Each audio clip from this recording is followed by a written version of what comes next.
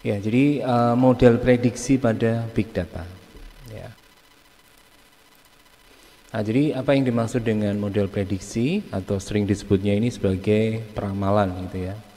Jadi istilah prediksi di dalam konteks big data yang menerapkan mesin learning ya atau mesin pembelajaran yaitu sebuah kemampuan dari sistem untuk membuat estimasi ya atau untuk membuat perkiraan tentang nilai yang belum diketahui.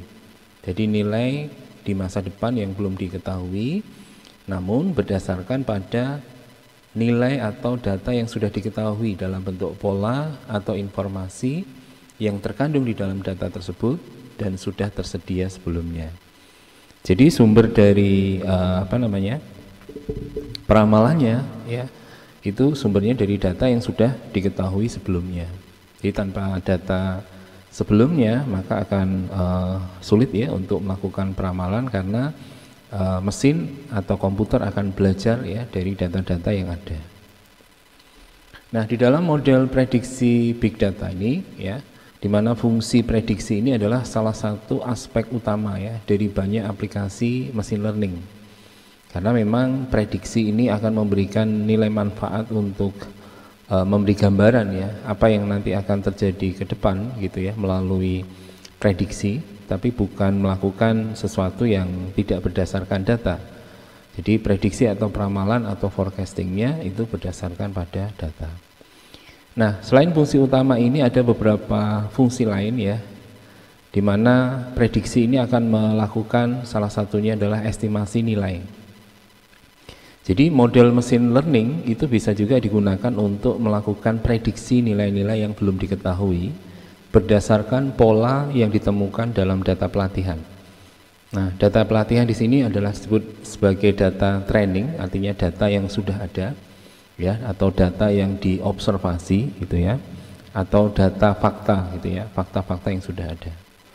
Contoh misalnya untuk mengestimasi harga saham atau memprediksi harga saham, kemudian memprediksi penjualan produk apakah akan meningkat bulan depan ya atau stabil ya atau justru penjualan akan menurun ya berdasarkan pola-pola yang sudah dipelajari dari data.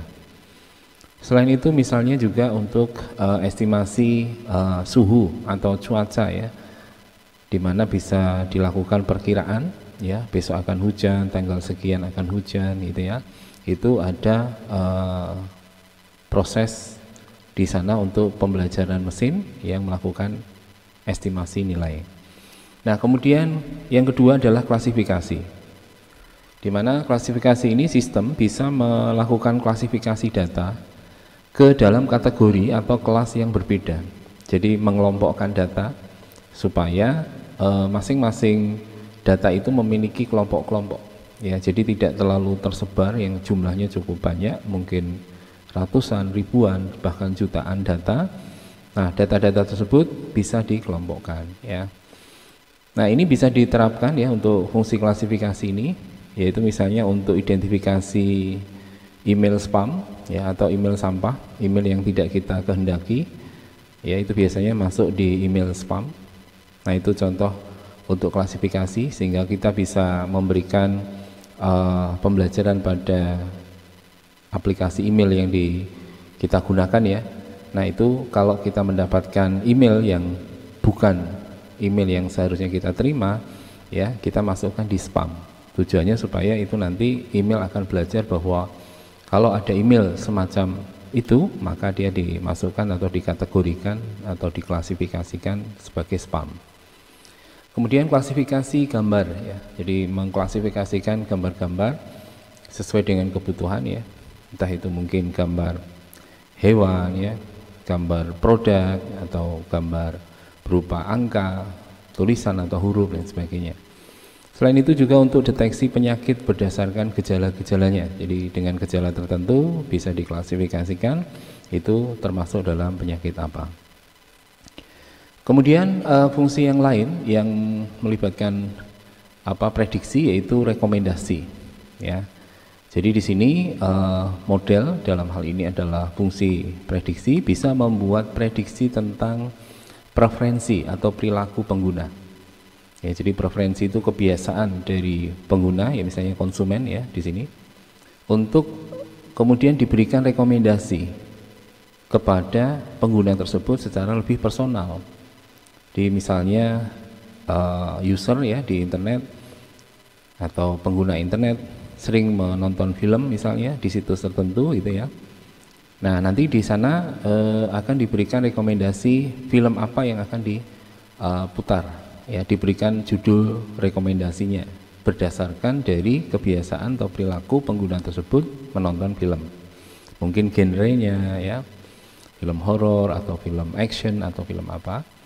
Nah, kemudian selain itu juga rekomendasi untuk produk e-commerce. Jadi kalau kita mengakses sebuah website marketplace ya misalnya, ada banyak sekali ya website marketplace, dan kita sering belanja dengan produk-produk tertentu yang kita minati gitu ya. Nanti ketika kita mengunjungi marketplace tersebut ya, apa yang sering kita lakukan ya di marketplace tersebut akan memberikan rekomendasi ya. Misalnya kita sering beli produk elektronik ya, nanti akan direkomendasikan produk-produk elektronik yang baru misalnya, yang sesuai dengan kebutuhan. Kemudian musik juga seperti itu ya, rekomendasi musik, karena kita sering mengakses lagu-lagu tertentu atau musik tertentu. Nah, maka di situ akan diberikan rekomendasi jenis musik apa, mungkin judulnya ya dari musik itu diberikan kepada pengguna. Lalu yang keempat itu adalah pengenalan pola ya. Jadi mesin learning bisa mengidentifikasi pola yang kompleks dalam data yang sulit dikenali oleh manusia. Nah, ini bisa digunakan untuk melakukan prediksi ya dari berbagai aspek, misalnya prediksi untuk pola perilaku konsumen ya, prediksi untuk perubahan misalnya tren pembelian konsumen ya, atau tren transaksi konsumen ya, itu bisa dikenali ya. Nah, dengan demikian nanti ada prediksi untuk perilaku konsumen. Kemudian yang kelima adalah optimasi. Jadi optimasi ini adalah satu model yang bisa membantu dalam mengoptimalkan proses atau mengoptimalkan keputusan dengan cara membuat prediksi yang akurat ya. Misalnya dalam rantai pasokan atau supply chain ya, itu rantai pasokan itu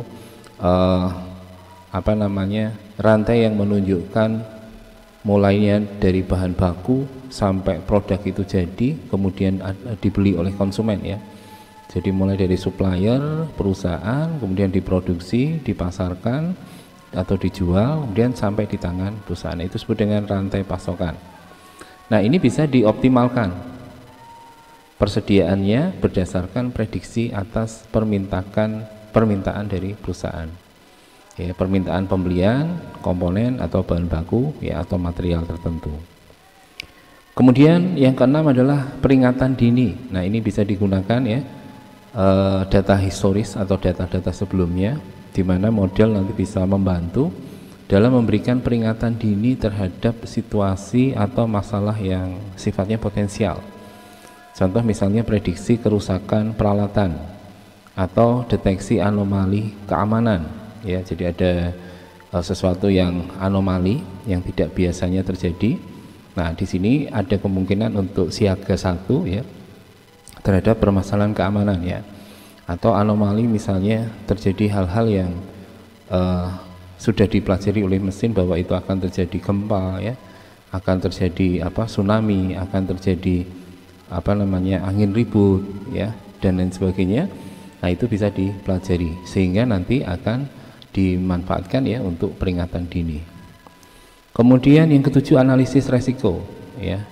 Nah, di dalam banyak domain prediksi itu digunakan untuk menganalisis resiko yang potensial. Contohnya itu dalam perbankan untuk memprediksi resiko kredit ya, apakah kredit ini akan lancar, kredit ini akan macet ya, atau kredit ini akan setengah lancar ya, tapi sering terjadi terkendala dalam angsurannya misalnya ya, itu beberapa kali terjadi denda ya, yaitu keterlambatan. Nah, misalnya juga dalam asuransi ya, untuk menilai risiko klaim dari nasabah asuransi Nah, ini diperlukan ya untuk analisis resiko, sehingga perusahaan asuransi mengeluarkan biaya untuk memberikan atas klaim ya dari nasabahnya, sehingga itu setujui dan nasabah mendapatkan layanan asuransi yang diinginkan. Nah, kemudian bagaimana dengan model-model prediksi yang bisa digunakan? Artinya rumusannya apa atau formulanya apa ya? Atau fungsi apa yang bisa dilakukan ya? Nah, di sini model ini kita sebut sebagai pembelajaran mesinnya ya. Jadi model ini nanti bisa digunakan untuk melakukan prediksi atau forecasting, dan tentu tergantung pada jenis datanya. Nah, nanti ada data yang harus dirubah dulu ya, dari string ya ke numerik ya, itu harus ada perubahan dulu ya. Atau kalau datanya sudah numerik ya, maka data itu bisa langsung diolah ya untuk model-model tertentu. Nah, dari beberapa model mesin learning yang sering digunakan untuk prediksi atau forecasting, yang pertama adalah regresi linear. Nah, ini ya, regresi linear ini yang paling banyak digunakan, lebih cocok untuk memodelkan hubungan yang linear ya. Jadi hubungan di antara variabel-variabel yang dipengaruhi dan variabel yang bebas ya, atau tidak dipengaruhi, yaitu variabel independen dan variabel dependen. Nah, ini biasa digunakan ketika Anda nanti memiliki variabel yang sifatnya kontinu ya, dan ingin melakukan prediksi nilai numerik tertentu gitu ya dengan regresi linear ya. Nah, contohnya misalnya pengiriman pesanan misalnya ya. Pengiriman pesanan ini tergantung pada beberapa variabel ya, yaitu yang pertama jarak ya dan waktu ya. Jadi semakin panjang jaraknya gitu, waktunya akan semakin lama. Nah, ini kaitannya dengan variabel independen dan dependen itu ya. Jadi artinya waktu ini tergantung jarak ya. Nah, berarti waktu ini variabel yang dependen ya, jaraknya adalah variabel yang independen. Nah, jadi kalau jaraknya semakin panjang, waktunya semakin lama ya. Kalau jaraknya pendek, berarti waktunya semakin cepat gitu ya. Tapi ada juga variabel lain mungkin yang berpengaruh, misalnya lampu merah ya. Nah, ketika lampu merah, ditemui lampu merah, maka harus berhenti. Nah, ini akan menambah waktu ya, waktu lamanya pengiriman. Kemudian ada juga misalnya ada kecelakaan ya, atau ada perbaikan jalan. Nah, itu ada hal-hal variabel lain yang berpengaruh. Nah, ini diselesaikan dengan regresi linear ya. Kemudian decision tree ya, ini metode yang kedua atau model prediksi yang kedua ya, ini akan sangat bagus ya untuk masalah klasifikasi dan regresi ya. Jadi untuk mengklasifikasikan dalam kelas atau kelompok tertentu, dan untuk melakukan regresi atau untuk melakukan estimasi atau prediksi. Decision tree ini bisa digunakan untuk memecah data berdasarkan serangkaian keputusan untuk melakukan prediksi. Nah, jadi karena bentuknya ini struktur pohon gitu ya, decisionnya keputusan, tree-nya pohon, jadi keputusan membentuk struktur pohon gitu. Ya, nanti akan menghasilkan rule atau menghasilkan aturan ya. Jika maka ya, jika A maka B ya. Jika A sama dengan sekian, B sama dengan sekian, maka C-nya sekian. Seperti itu ya. Jadi ini contoh dari decision tree yang digunakan untuk prediksi. Nanti kita akan tunjukkan contohnya ya. Kemudian ada random forest. Nah, random forest ini merupakan multi decision tree, yaitu kombinasi dari banyak decision tree. Kalau decision tree saja itu struktur pohonnya tunggal, hanya satu. Tapi kalau random forest ini struktur pohonnya itu lebih dari satu. Nah, random forest ini bisa meningkatkan kinerja dan ketahanan terhadap overfitting yang terjadi pada data ya, dibandingkan dengan decision tree tunggal ya. Nah, sehingga nanti di random forest ini hasilnya biasanya lebih baik ya dibandingkan decision tree. Kemudian yang berikutnya adalah support vector mesin atau SVM. Ini ditemukan oleh peneliti dari Google ya. Support vector mesin, di mana model ini sesuai untuk klasifikasi dan regresi juga. di mana SVM akan mencari batas keputusan yang optimal dan bisa diterapkan pada data yang sifatnya linear maupun non-linear ya. Nah, jadi data yang linear biasanya bisa menggunakan regresi linear, tapi kalau untuk data yang non-linear itu bisa menggunakan support vektor mesin ya. Nah, jadi di sini nanti akan menggunakan garis pemisah di antara data ya. Ada beberapa alternatif ya.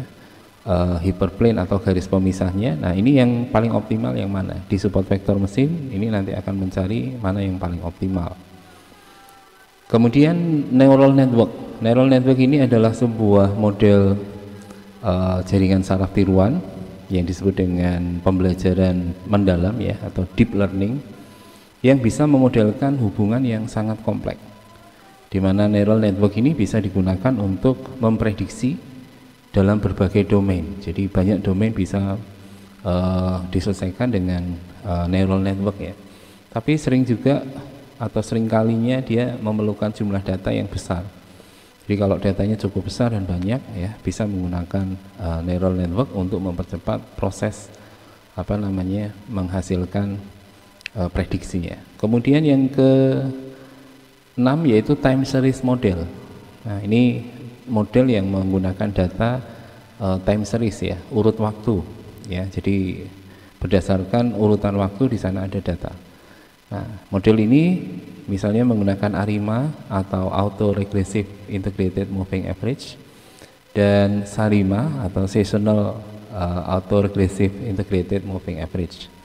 Biasanya ini digunakan untuk memodelkan dan memprediksi data yang sifatnya adalah time series ya, data yang berurutan berdasarkan waktu. Kemudian ada K-nearest network atau KNN ya.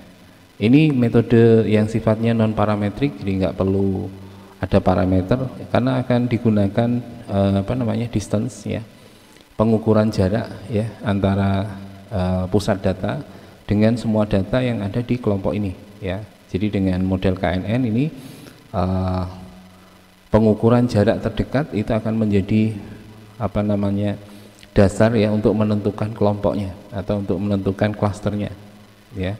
Jadi berdasarkan kemiripan atau kesamaan data. Nah, kemiripan dan kesamaannya ini dihitung berdasarkan jarak terdekatnya dengan data. Dan K-nearest network ini sesuai untuk data yang pola datanya itu sifatnya lokal ya. Jadi hanya di lokal tertentu saja ya, di kelompok-kelompok tertentu saja. Ini bisa menggunakan K-nearest network. Nah, kemudian di dalam prediksi nanti kita juga bisa mengukur kesalahan dari model prediksinya. Jadi prediksi itu tidak 100% hasil prediksinya selalu benar ya, atau satu gitu ya. Tapi bisa juga prediksi ini bisa salah. Jadi nilai aktualnya apa, prediksinya berbeda dengan nilai aktual ya. Misalnya nilai aktualnya 1, ternyata diprediksi 0. Nilai aktualnya 0, diprediksi 1. Ini berarti terjadi kesalahan. Nah, ada sebuah metode namanya root mean square error atau RMSE. Ya, ini adalah sebuah cara ya yang standar digunakan dan populer digunakan untuk mengukur kesalahan satu model dalam memprediksi data kuantitatif yang menunjukkan seberapa tersebarnya data di sekitar garis yang paling sesuai atau yang paling cocok. Ya. Nah, sehingga root mean square error ini kalau dirumuskan adalah akar kuadrat atau pangkat setengah ya, akar kuadrat dari rata-rata kesalahan yang dikuadratkan, dan karena itu lebih sensitif terhadap outliers, yaitu data-data yang di luar data yang populasi ya. Jadi data yang seharusnya berkumpul di situ tapi ada data pencilan-pencilan itu ya, data yang ada di luar kumpulan data itu ya. Nah, di sini nilai yang lebih rendah itu akan menunjukkan modelnya lebih akurat. Maksudnya hasil RMSE-nya ini kalau dihitung nilai yang rendah itu semakin bagus. Nah, sehingga RMSE ini bisa berkisar antara 0 sampai tidak terhingga. Di mana RMSE bisa berorientasi negatif ya, di mana nilai yang lebih rendah akan menunjukkan nilai yang lebih baik. Jika nilai RMSE-nya lebih kecil, Hal ini berarti bahwa nilai yang diprediksi dekat ya dengan nilai yang diamati. Jadi RMSE kecil maka akan semakin dekat ya. Kalau 0 seperti itu ya, nilainya 0 itu berarti persis sama. 0,00 sekian yaitu sangat mendekati gitu ya. Jadi nilai prediksi dengan nilai yang aslinya atau nilai yang diamati atau diobservasi itu nilai aslinya.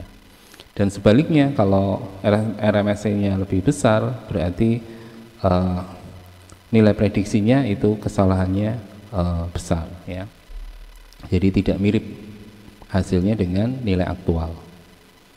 Nah ini rumus untuk mengukur kesalahan model prediksi, yaitu RMSE sama dengan sigma dari nilai hasil observasinya dikurangi dengan nilai hasil prediksinya, kemudian diakar dibagi dengan n ya, jadi dikuadratkan tetapi pangkat setengah ya. Jadi ini berarti akar YI minus YI bar dibagi dengan n. N nya adalah jumlah data, I nya adalah indeks dari data. Jadi kalau ada data 100 ya, berarti di situ Y1, Y2 sampai Y100.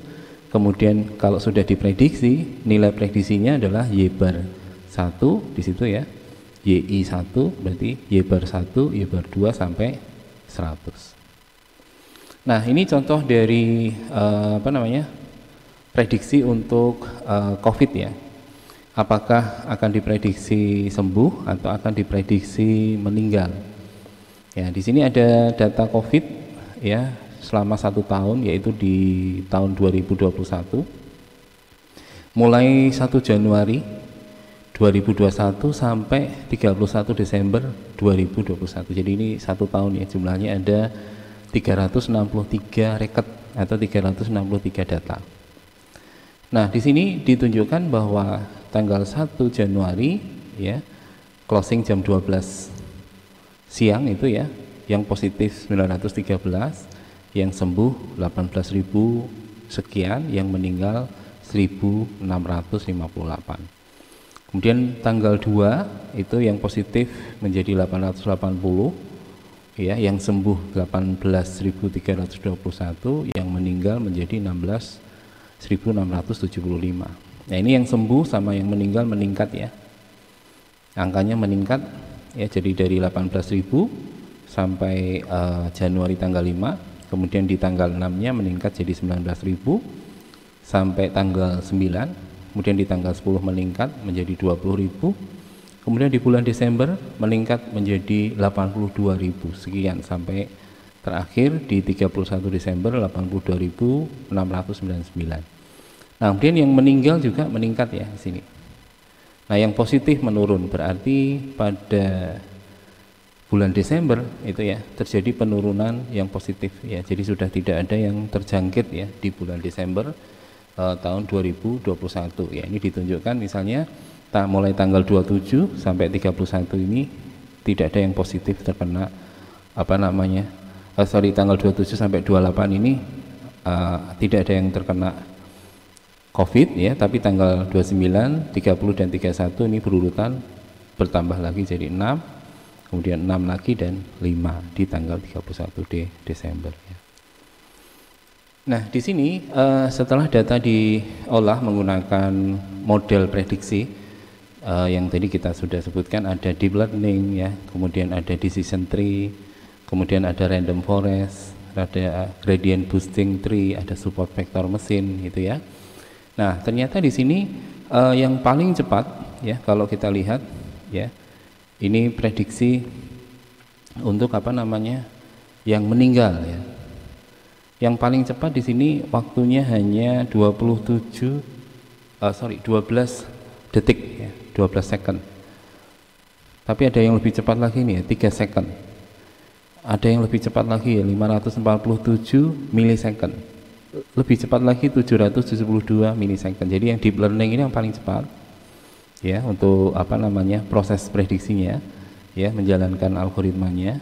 Kemudian yang paling lama itu adalah yang gradient boosted tree. Tapi di sini hasilnya errornya yang paling tinggi ini adalah ini ya. Tadi RMSE di sini root mean square errornya Yang paling kecil nilainya adalah gradient boosted tree, yaitu 27,677. Yang kedua diikuti oleh decision tree 39,869. Kemudian support vector mesin 83, sekian. Kemudian random forest 126, sekian. Deep learning 196, sekian. Jadi yang digunakan bukan kecepatan ya, tetapi adalah apa? Ketepatan atau keakurasian prediksinya. Nah, karena errornya yang paling kecil ini adalah gradient boosted tree, maka ini yang nilai akurasinya bagus ya. Jadi errornya kecil. Nah, di sini hasil prediksinya ya untuk yang deep learning yang pertama, yang ini ya deep learning. Di sini dari sekian data yang ada, ini prediksi meninggal ya.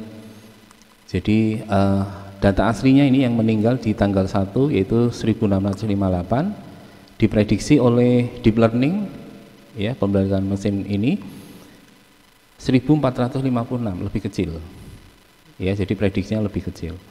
Kemudian di tanggal 2 1675 yang meninggal, diprediksinya lebih besar 1797. Kemudian di tanggal 3 ini 1722 yang meninggal, ini data faktanya ya, aslinya.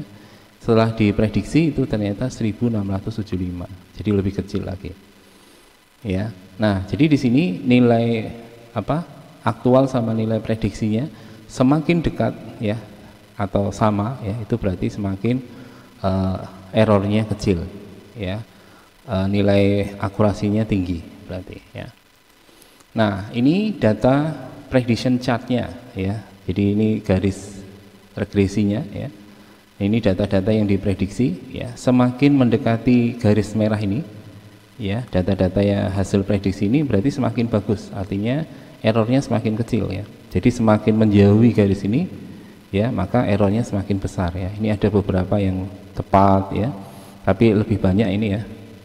Jadi tidak terlalu ke kiri atau tidak terlalu ke kanan ya di sini. Jadi datanya prediksinya cukup baik ya, errornya tidak terlalu besar juga.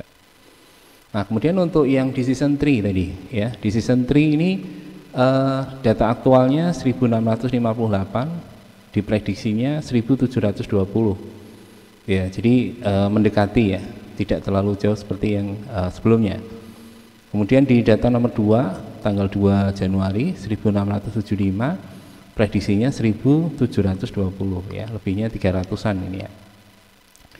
Kemudian data nomor 3 ini mendekati ya, hanya 2 ini 2,667 ya. 1722 aktualnya, prediksinya 1720 ya. Yang keempat turun lagi ya, 1751 ternyata lebih rendah ya, 1720 dan seterusnya. Nah, ini semakin mendekati semakin bagus ya. Nah, kalau kita lihat datanya semakin baik ya, karena mendekati garis regresinya di sini ya. Jadi hasil-hasil prediksinya ya, ini data-data hasil prediksinya banyak yang mendekati garis regresinya. Nah, untuk yang random forest, yang decision tree multi ya, jadi banyak decision tree. Yang meninggal 1658, prediksinya 2072. Ya, ini terlalu jauh ya. Kemudian yang kedua 1675 yang meninggal di tanggal 2 Januari, prediksinya 2058. Ini cukup jauh juga. Ya, sehingga kalau kita lihat datanya di prediction chartnya di sini ya. Nah, ini ada data-data hasil prediksi yang cukup jauh ya dari garis regresinya. Ini garis prediksinya ya. Nah, ini ada beberapa yang mungkin tepat, yang terlihat sangat tepat ini ya. Ada beberapa, tapi tidak hampir tidak semua ya. Jadi nilai errornya masih besar. Kemudian yang support vector mesin ini, support vector mesin yang meninggal 1658, prediksinya 1867 ya. Jadi selisih 200-an ya. 200 poin. Kemudian 2 Januari 1675, prediksinya 1831 dan seterusnya di sini. Ya, ini dihitung rata-rata nanti ya, keseluruhannya dihitung rata-rata berapa nilai errornya. Nah, kalau kita lihat di support vektor mesin juga banyak yang mendekati garis prediksinya, tapi ada juga data-data yang di luar garis prediksinya, ya. Nah, sekarang kita akan mencoba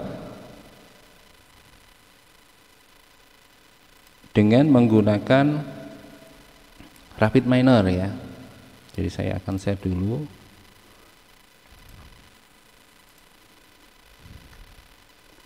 Nah, di sini kita gunakan rapid miner untuk menganalisa prediksi dari data COVID, ya, COVID tahun 2021. Nah, di sini kalau kita lihat datanya, ya, dari COVID tahun 2021, ini COVID di Semarang, ya. Jadi kita masukkan datanya di sini. Kemudian kita lihat hasilnya atau outputnya, ya, kita running. Nah, di sini mulai tanggal 1 Januari ini datanya, ya, mulai tanggal 1 Januari yang positif 913, yang sembuh 18.000 sekian, yang meninggal 1.600 sekian. Ya, tadi yang meninggal yang kita tunjukkan hasil prediksinya, nanti kita lihat yang sembuh, ya, hasil prediksinya. Nah, ini data dari tanggal 1 Januari sampai tanggal 31 Desember, ya. Ini berarti ada 363 rekod. Nah, kemudian kita bisa lihat statistiknya, ya, di tanggal itu. Kita klik di sini. Nah, seperti ini. Kita lihat lebih detail menggunakan yang support, ya. Ini ternyata tidak support, hanya support yang histogram. Nah, ini bisa dilihat di bulan Januari sampai Februari, ya. Ini tanggal 1 sampai hampir kira-kira tanggal 8 atau 9 ini, ya. Itu ada 37. Nah, ini tanggalnya di atas nih kelihatannya. Nah, kemudian di bulan Februari sampai Maret, ya, ini sekian, ada 36 dan seterusnya ke sana. Jadi kita bisa lihat statistiknya di sini yang positif, ini statistiknya yang positif. Ya, jadi menurun tadi, ya. Dari data positif kemudian naik lagi gitu, ya. Jadi yang dari awal positifnya 131 ini di bulan Januari ini, awal-awal, ya. Terus di bulan berikutnya Februari, Maret, April, Mei sampai ke sana.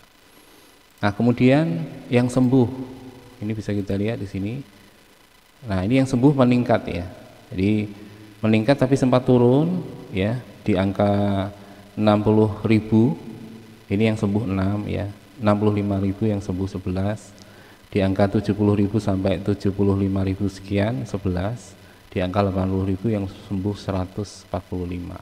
Di antara 76 sampai 82.000 sekian, ya. Nah, kemudian dari data ini kita mau olah, ya, data COVID ini yang tadi, ya, data COVID ini kita akan olah menggunakan beberapa model machine learning atau pembelajaran. Nah, di sini kita akan pilih prediksi, ya, karena kita mau memprediksi. Kalau tadi prediksinya meninggal untuk penjelasan awal tadi, yang di awal PowerPoint tadi, ya. Nah, ini sekarang untuk prediksi yang sembuh, ya. Jadi untuk prediksi yang sembuh, ini kolom yang sembuh ini yang nanti akan diprediksi, ya.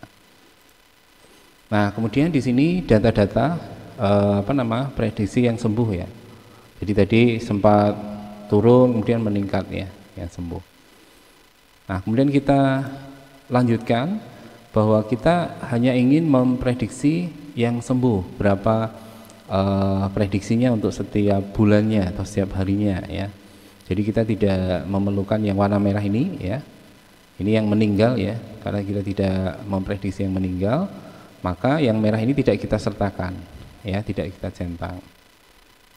Nah, berikutnya kemudian kita pilih modelnya, ya. Di sini generalized linear model, ini yang tadi yang model yang menggunakan regresi linear ini, ya. Nah, ini bisa disertakan, ya. Boleh, ya. Kemudian deep learning, ya, decision tree, ya, tadi Ini langsung di set automatically optimize ya, dioptimalkan ya oleh AutoML.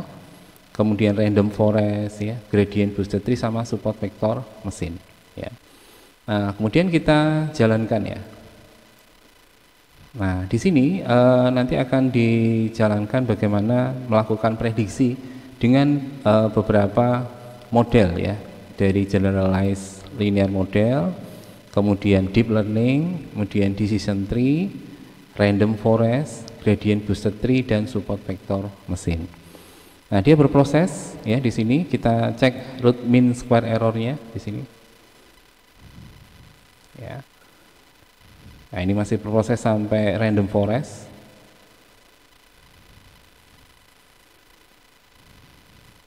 Kemudian di gradient boosting ini masih dalam proses prediksi ya.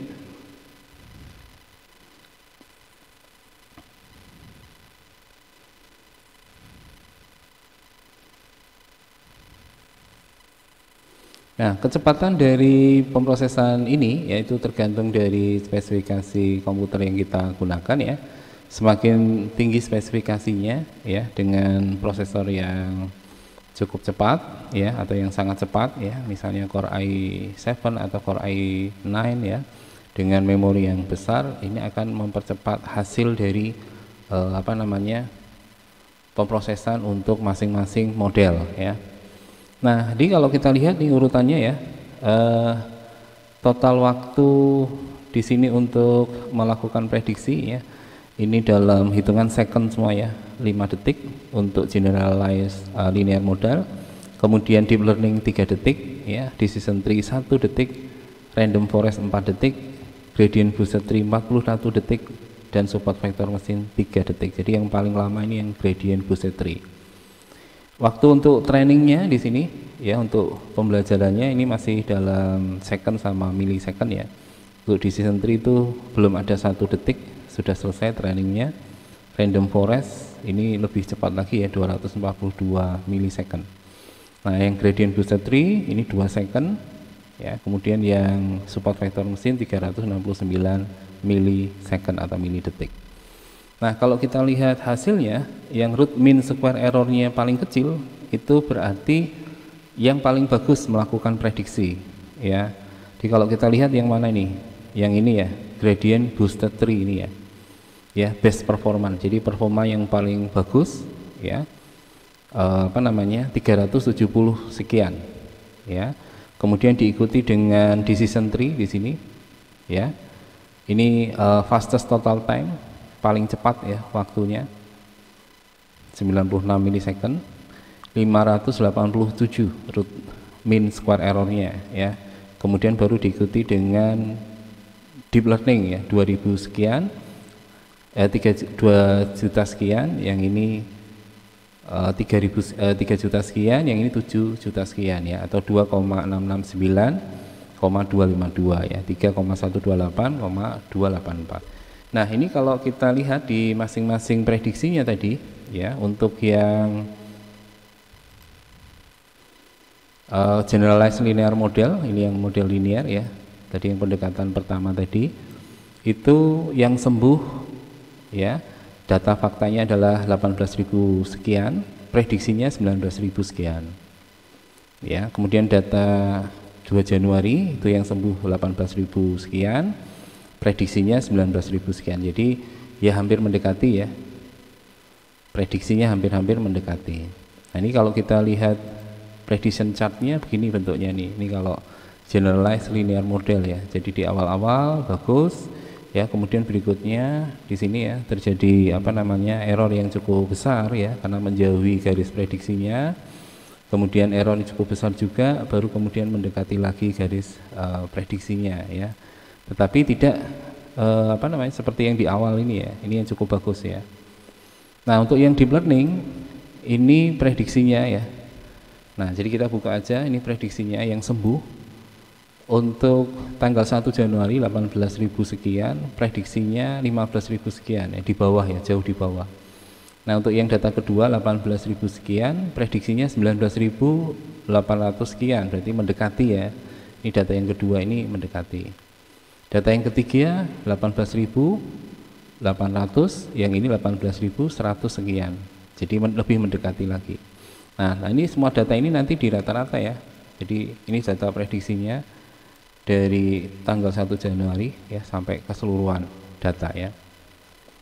Nah, kemudian kita cek juga di decision tree ya. Di decision tree ini prediksinya bagus ya. Ini 18.000 sembuh tanggal 1, prediksinya juga 18.000 sekian ya. Selisihnya ada sekitar 700 ini ya.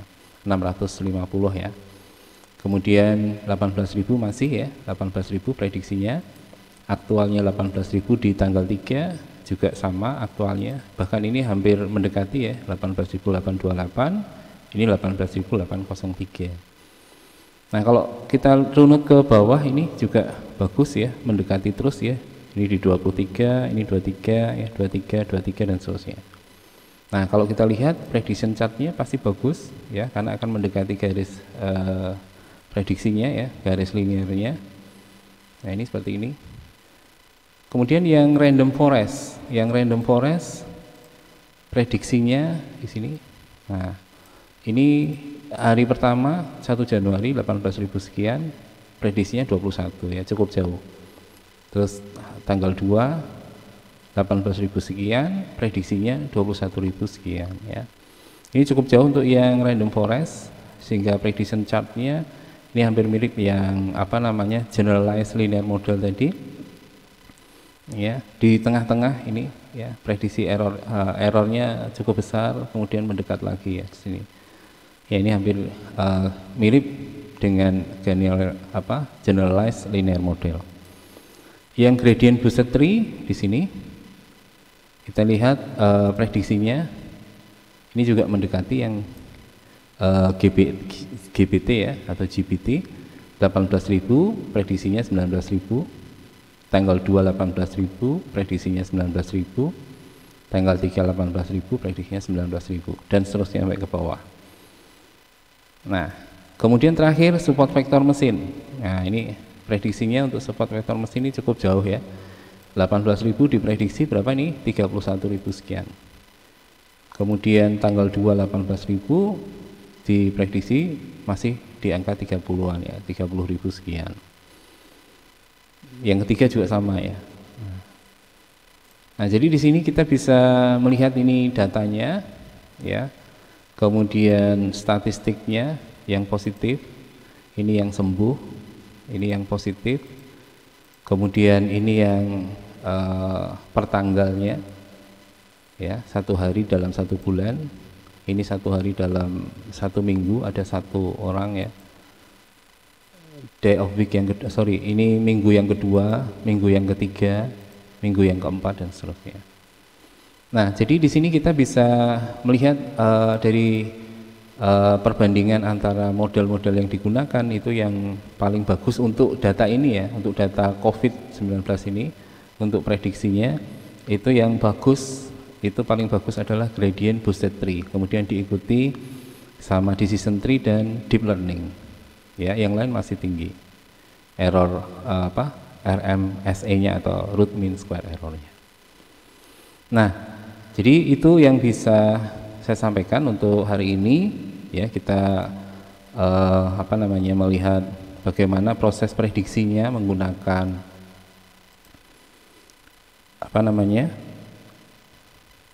software RapidMiner ya. Ini nanti bisa di-download, kalau mengendaki bisa di-download dari situsnya RapidMiner, dan kita bisa gunakan untuk melakukan prediksi ya dari data-data yang ada.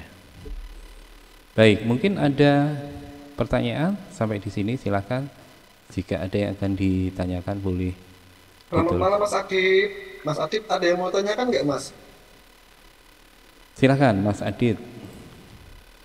Mas Adit sendirian ya ini, yang lain online ya berarti ini ya? Iya Pak online. Ada yang tanyakan nggak Mas? Mungkin ada yang tanyakan materi hari ini tentang prediksi. Saat ini nggak ada Pak. Sudah ada gambaran ya Mas Adib ya, prediksi itu kayak apa gitu ya dari data seperti ini, terus diprediksi pakai rumus Ya, Mas Adib sudah ada gambaran ya bagaimana proses prediksinya di big data ya? Belum ada. Ya. Enggak, maksud saya Gini, Mas, dari materi ini kan tentang forecasting atau peramalan. Kira-kira sudah dapat gambaran belum tentang materi hari ini tentang peramalan seperti ini iya itu maksudnya gitu. sudah ada belum, Mas? Untuk gambaran sedikit lah. Cuma ini kan tadi karena saya kuliahnya sambil ini jaga anak, jadinya nggak terlalu konsen. Iya. Tapi garis besarnya bisa ditangkap ya.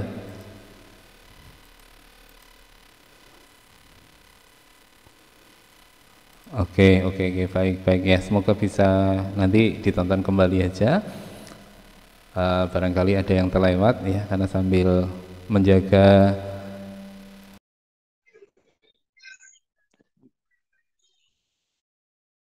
Nanti bakal saya ulas lagi. Oke, ya baik Mas Adib. Mas, makasih, Mas.